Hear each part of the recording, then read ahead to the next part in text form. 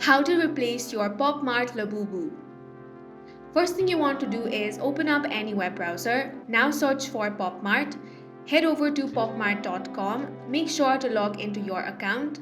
Now to replace your Popmart Labubu, you want to contact the customer support. For that, head all the way down. Here you can either chat with the customer support or you can also send an email. If your Labubu is defective, you need to contact the customer support within 15 days from the date of delivery. Now, you want to enter this email address. After that, you need to compose an email stating the date of delivery. Then enter all the relevant details such as order number. To find your order number, you want to click on My Account. Now select My Orders. Here on the order details section, you will easily find your order number. Now you simply want to enter all the required details. You also need to attach the pictures or videos of the defective Labubu.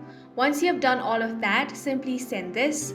Now the customer support will get in touch with you and then you will be able to replace your Popmart Labubu, and that's it for this video. If you found it useful, make sure to hit the like button and subscribe for more videos like this.